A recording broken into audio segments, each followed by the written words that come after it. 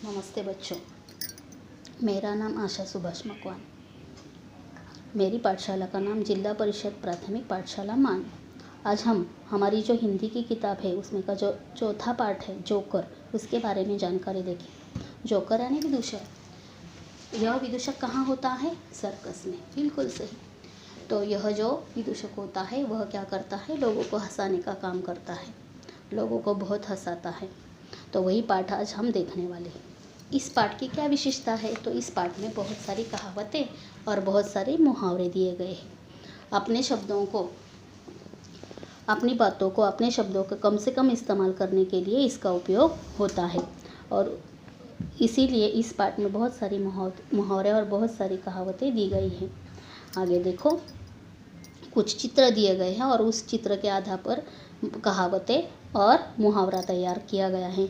जैसे पहला चित्र जो है वहाँ एक घर है, उसी तरह मुर्गी है और दाल है, और इससे कौन सी कहावत तैयार हुई है कि घर की मुर्गी दाल बराबर। यानी घर का खाना कितना भी अच्छा बना हो तो वह कुछ लोगों को पसंद नहीं आता है, क्योंकि उन्हें बाहर का खाना पसंद है। इसीलिए यह कहावत तैयार हुई है कि घर की मुर्गी दाल बराबर। उसी तरह आगे देखो, अंकों का इस्तेमाल करके यहाँ मुहावरा बनाया गया है। जैसे 9 अधिक 2 यानी 11, यानी 9 2 11 होना। 9 2 11 होना यानी भाग जाना, गायब होना। जैसे चोर जो होता है पुलिस को देखकर 9 2 11 हो जाता है, उसी तरह चूहा जो होता है वो बिल्ली को देखकर 9 2 11 हो जाता है। आगे देखो, अगले चित्र में क्या दिया गया है? जोकर अपनी जान पर खेलकर कलाबाजियाँ दिखाता है। देखो, जोकर एक हाथ में उसके गेंद है और दूसरे हाथ में छाता है। दो हाथ में अलग अलग तरह का देखो कला दिखाने का उसका तरीका है और अपनी जान पर खेलकर वह कलाबाजी करता है। जैसे हमारे सरहद पर जो सैनिक होते हैं वह भी अपनी जान पर खेलकर क्या करते हैं? हमारी रक्षा करते हैं। उसी तरह अगला जो चित्र है वह जोकर झूठ मूठ का ठहाका लगाकर लोगों को हंसाता है। कई बार वह क्या करता है, उसे हंसी नहीं आती है, फिर भी वह झूठ का ज़ोर ज़ोर से हंसता है। ठहाका लगाकर हंसना यानी ज़ोर ज़ोर से हंसना। वह खुद ज़ोर ज़ोर से हंसता है कि उसकी हंसी देखकर लोग क्या करें? हंसे। इसीलिए वह झूठ मूठ का ज़ोर ज़ोर से हंसता है, यानी ठहाका लगाकर, यानी ज़ोर ज़ोर से।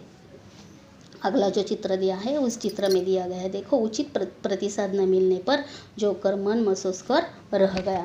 देखो, उचित प्रतिसाद लोगों का मिला नहीं है।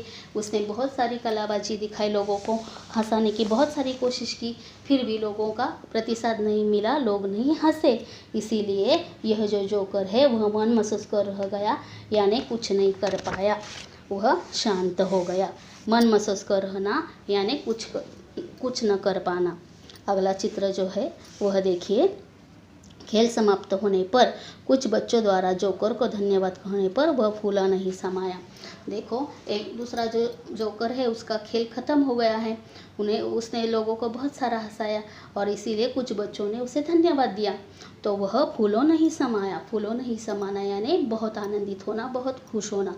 जब हमें कोई बख्शिश देता है, कोई शाबाशी देता है तो हम भी फूलों नहीं समाते हैं।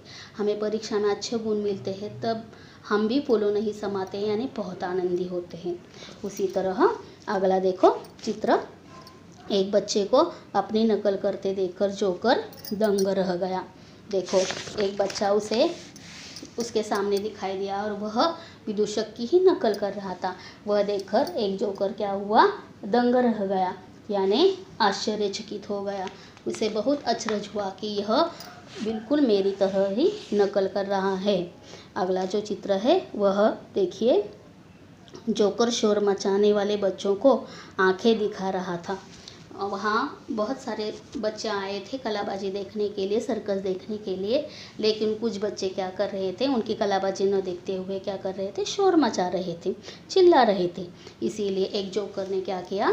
उन बच्चों की तरफ आंखें फाड़कर देखने लगा, आंखें दिखाने लगा उनको। आंखें दिखाना यानी गुस्सा होना।